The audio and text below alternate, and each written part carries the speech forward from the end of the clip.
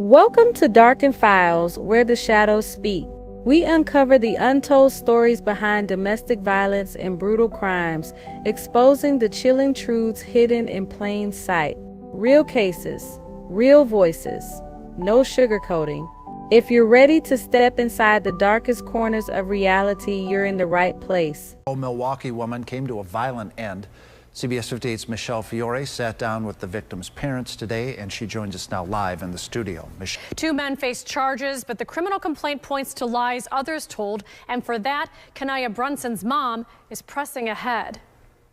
Kania Brunson turned 20 in June, a joy to be around. She can make you smile right away.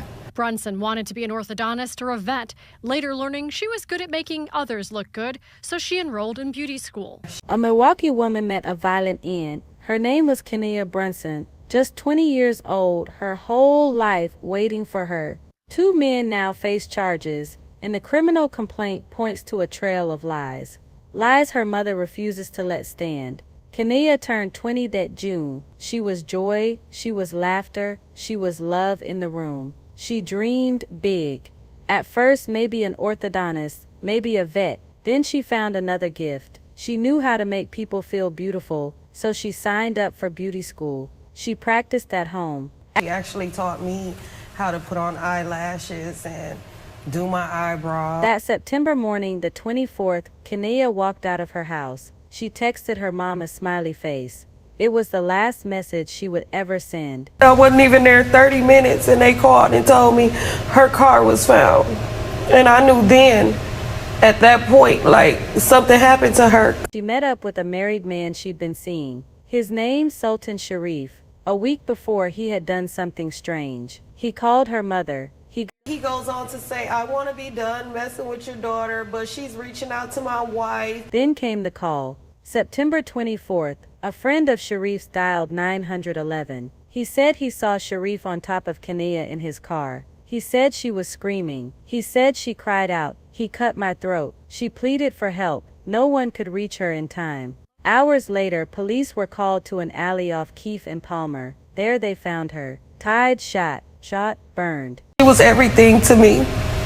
She was everything, and this is the most hurtful feeling. Detectives interviewed everyone around Sharif. His wife first. She told them he was with her the night of the killing, but video evidence tore that story apart. They think that they're going to be out here and live their normal life. But Kania's life had already been stolen. She was 20 years old, a daughter, a sister, a friend, a young woman with the world in front of her. She wanted to be a CNA, maybe still chased that dream of orthodontics. But she also loved the beauty world. She had just enrolled in cosmetology school. Everyone described her the same way: bright, kind, full of life. She lit up rooms. Her mother called her a best friend. Her stepfather remembered her laughter. Her father admired her determination. Kania's presence stayed with people. Her energy didn't fade. She was loved deeply. But in September 2022, that love was torn apart. What started like any other day ended in heartbreak. A smiley text to her mom, a car found abandoned, a body in an alley. The betrayal came from the man she trusted, an older man, a married man, a man with a secret double life. The same man who would end hers. Witnesses heard her scream that he cut her throat. Surveillance proved the lies his wife tried to cover. When the truth surfaced, it was chilling. Kania had been silenced for threatening to expose him, discarded like her life meant nothing. But her life meant everything. To her family, to her community, to everyone who loved her. And her story forces us to face hard truths. The danger of secret relationships, men who dodge responsibility, the devastating weight of violence against women. This is the story of Kania Brunson, a young woman with her whole future ahead of her stolen far too soon. And as her family would come to see, the truth behind her death was darker than anyone ever imagined. For Kania, the relationship gave her attention, it gave her validation.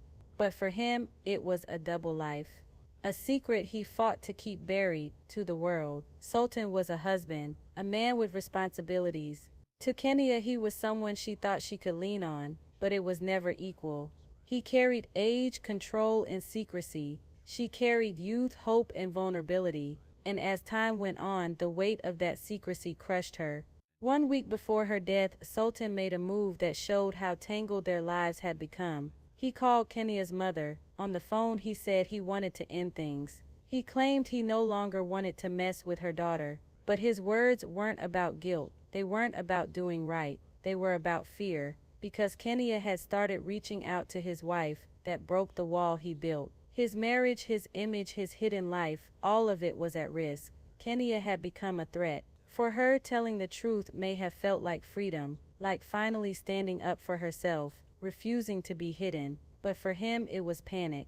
His secret was out. His wife now knew. His grip was slipping. And instead of facing it, he chose violence. This wasn't just an affair anymore. It was lies colliding with fear, betrayal exploding under pressure, and by September 24, 2022, that pressure ended in tragedy. That morning in Milwaukee began like any other. Kania left home. She sent her mother a smiley face, a small, cheerful text. She had no way of knowing it would be her last. She was going to meet Sultan Sharif, the man she'd been secretly tied to for years. What happened next was one of the most chilling tragedies the city would ever see. A friend of Sharif's saw it unfold. From a distance, he witnessed Sharif on top of Kania inside his car. She was screaming for help, and in her cries came words that froze the soul. "He cut my throat." The friend grabbed his phone, called 911, desperate. Police searched, but by the time they arrived, Kania was gone. The chance to save her slipped away.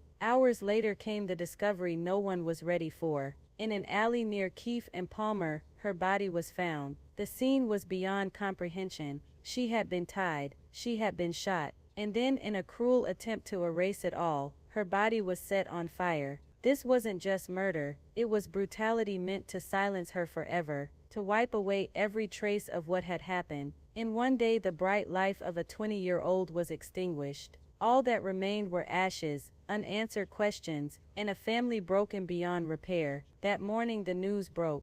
Well, we continue to follow some breaking news this morning. Milwaukee police investigating what they call a suspicious death. Now, it happened around 10:40 at Palmer and Keefe in the Harambe neighborhood. The medical examiner confirms one person is dead. As investigators dug in, the lies around Sultan began collapsing. They questioned those closest to him. His wife was first. She claimed he was with her the night Kania died, but detectives were already piecing together phone records, surveillance, timelines. The evidence told another story, and soon her alibi fell apart. It was the same pattern over and over, lies stacked on lies, all meant to shield Sultan from the truth. He wanted to look innocent, but the cameras, the calls, the witnesses, they all exposed him. Even his own panic gave him away. His cover was crumbling. According to the criminal complaint, Kania spent the morning of September 24th with Sultan Sharif, 50 years old. Police believe he killed her later that day. The complaint also names another man, Johnny Hopgood, 45. Investigators say he helped Sharif burn Kania's body. Sharif hadn't yet been convicted, but from the very beginning, this wasn't only about murder. It was betrayal. It was destruction chosen over responsibility. He lived a double life for years, and when Kania threatened to tell the truth, he decided she couldn't be allowed to. And after the crime, he pulled others in. He leaned on family, demanded help, wove more lies, but detectives weren't fooled. The evidence screamed louder than the excuses. The 911 call, the surveillance, the contradictions. It all pointed to one man. Sultan Sharif wasn't caught by accident. He was caught by his own lies. By October 2022, the investigation was strong enough to go to court. Prosecutors charged him with first-degree intentional homicide and mutilating a corpse, the harshest charges possible. But Sharif wasn't alone. His brother-in-law, Johnny Allen Hopgood, faced charges too, mutilating a corpse and aiding a felon. One man's double life had now dragged others into a circle of deceit. For Kania's family, the charges were a step toward justice, but it didn't ease the pain.